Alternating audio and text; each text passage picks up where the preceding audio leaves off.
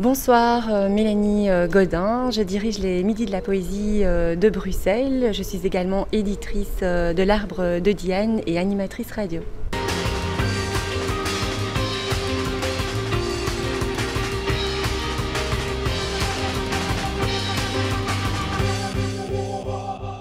À quoi ça sert la poésie?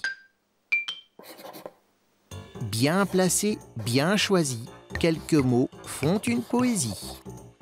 Tu l'as peut-être reconnu, c'est le début d'un poème célèbre de Raymond Queneau. La poésie, ça sert à ça, à jouer avec les mots.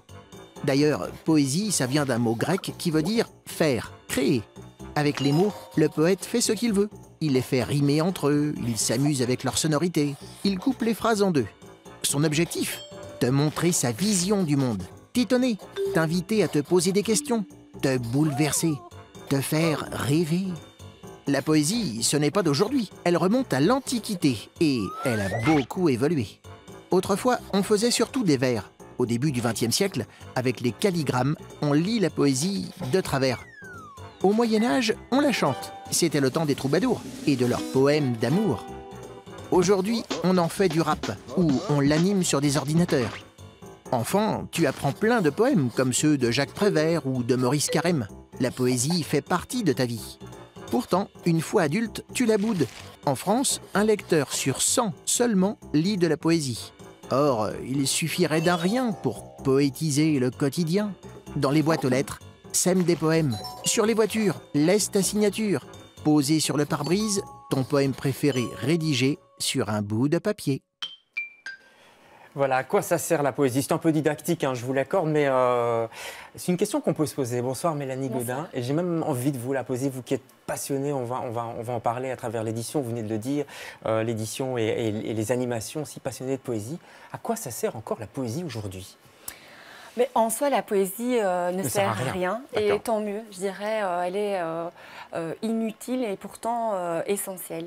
Et de fait, moi je travaille dans la poésie depuis un long moment, et je ne me verrais pas faire autre chose parce que tous les jours, c'est un enrichissement permanent. Je pense que la poésie est de plus en plus est vraiment importante pour les gens, pour la société, pour le monde dans lequel on vit. Pourquoi? Parce que ça fait du bien, parce que ça dit des choses qu'on ressent, ça touche à l'intime Tout ça. Et oui, je pense qu'elle, d'une part, elle nous augmente, je pense qu'elle nous enrichit. Et puis, elle nous permet aussi de prendre le temps. Donc, par exemple, au Midi de la Poésie, ce qu'on propose, c'est des pauses culturelles, des pauses poétiques de manière hebdomadaire. Alors, c'est pas une évidence de prendre le temps sur le temps de midi. Tout le monde court, tout le monde travaille, tout le monde a toujours quelque chose à faire, donc, tout le monde est en retard. Vous êtes dans le quartier rue de la Régence, dans le quartier du musée des Arts Anciens. On est situé au musée Royal des Beaux-Arts. On a notre bureau à la Maison du Spectacle à la Bellone et on est aussi itinérant. Donc, de fait, nos événements sont essentiellement au musée Royal des Beaux-Arts, mais on aime bien aussi aller dans différents théâtres de la capitale, avoir des amis de la culture. Donc, on est fort liés aux comédiens, parce qu'au Midi de la Poésie, une des spécificités, c'est qu'on entend des textes de poésie, mais aussi de littérature, de réflexion, et on fait appel à des lecteurs, des comédiens. Pourquoi? Parce que les auteurs, entre guillemets, ne savent pas lire, ne sont pas faits pour ça, captent moins? Ça dépend des auteurs. Hein. Oui, en fait, c'est ça. En fait, il y a des règles, et puis les règles, elles sont faites pour être aussi pas respectées. Donc, on a quand même des auteurs qui nous disent non, moi, je veux absolument lire. Et dans la programmation, vous pouvez voir qu'il y a des exceptions qui se répètent. Mais c'est vrai qu'on aime bien avoir recours à des lecteurs, des personnes qui s'intéressent à la lecture à voix haute, parce qu'il y a une autre émotion qui s'installe, parce que c'est tout un travail, tout simplement. Et puis, ils sont avec le comédien ou la comédienne, il y a un spécialiste ou un écrivain, un artiste, un auteur qui véhicule un message, qui dit quelque chose. Et une autre spécificité des Midis de la Poésie, c'est qu'on ne peut pas parler de soi directement. Donc c'est vraiment un moment de partage, d'échange. On va demander aux artistes de venir dire quelque chose, de venir partager quelque chose, mais pas parler d'eux.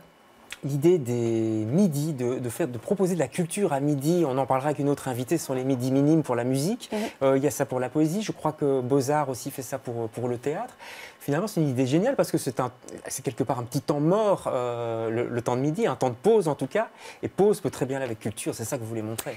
Oui, alors il y a toute une histoire des midis culturels. Ah oui, c'est ancien, voilà, c'est très ancien, ça a été créé après la guerre. Ouais. C'est Sarah Heusemans, la fille de Camille Heusemans, qui a ramené ça de Londres, de la capitale. Elle avait d'ailleurs créé des concerts sur le temps de midi. Et puis sont nés les midis de la poésie en 1949 avec, je pense, l'influence de Roger Bodard à l'époque. Ouais. Et de fait, ça fait presque 70 ans que les midis de la poésie existent. Mais à l'époque, la pause poétique, enfin la pause culturelle était plus grande aussi. Les gens avaient un vrai temps de midi. Donc, ça, c'est le petit clin d'œil, l'air de dire maintenant. Oui, maintenant, c'est plus compliqué d'exister. Bah oui. Et puis, il y a plus d'offres culturelles. Oui. Mais donc, on essaye tout de même de continuer parce que c'est une institution. C'est un projet qui tient la route. C'est une tradition, mais qui se renouvelle en permanence et qui, je pense, est essentiel pour beaucoup de gens. C'est un petit miracle, en fait, qui a lieu tous les mardis midi. Ouais. Où on écoute de la poésie ou de la littérature. Petit miracle, mais vous êtes là derrière avec vos associés, vous vous battez pour faire vivre la poésie, pour qu'on en parle en ville. Il y a un projet qui a été retenu, qui aura lieu, je crois qu'il verra le jour au printemps prochain, on en reparlera bien sûr sur notre antenne, c'est des pochoirs, c'est la poésie sur le trottoir. Alors là, on est vraiment dans la poésie dans la rue au sens propre. Oui, alors ça c'est un projet via l'Arbre de Diane, donc j'ai aussi une autre maison d'édition. Voilà, j'ai une maison d'édition, on développe pas mal de projets autour de la littérature et aussi la manière dont la littérature justement peut toucher les gens au quotidien. Donc ce projet-là en question, qui est un projet de Raining Poetry, c'est de fait d'appliquer des poèmes, des haïkus dans l'espace public. On va faire ça en fait de manière très collective, très participative, avec des étudiants de l'ERC, de l'IEX, des associations de quartier. Et vous allez voir apparaître de manière assez magique finalement la poésie dans la ville.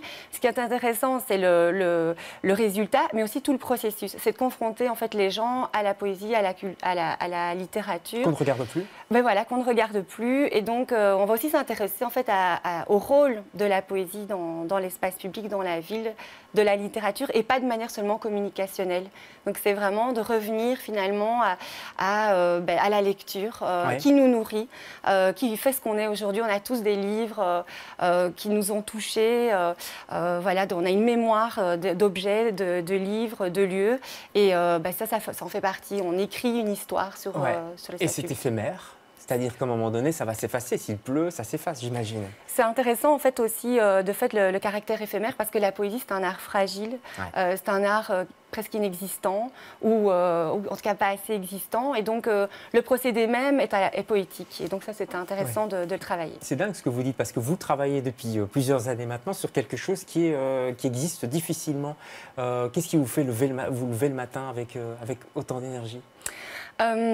C'est des petites choses. Hein. On n'est pas toujours motivé non plus. On peut avoir certains découragements parce que de fait, comme vous l'avez dit, c'est pas facile d'exister. On a peu de moyens. C'est reconnu par les pouvoirs publics? Alors, c'est une association. Les Midis de la Poésie, c'est une association qui est complètement subsidiée par les pouvoirs publics, mais pas assez. Donc, elle est subsidiée, le travail est reconnu, mais on a très très peu de moyens. C'est qu'une personne, même pas à temps plein, pour s'occuper de toute une programmation culturelle. Donc, c'est une institution, mais qui existe de manière très très précaire. Voilà, donc c'est un combat, c'est une résistance, c'est un engagement. Et puis alors, c'est les rencontres. C'est rencontrer des gens qui pensent comme nous, qui pensent que c'est important. C'est les artistes.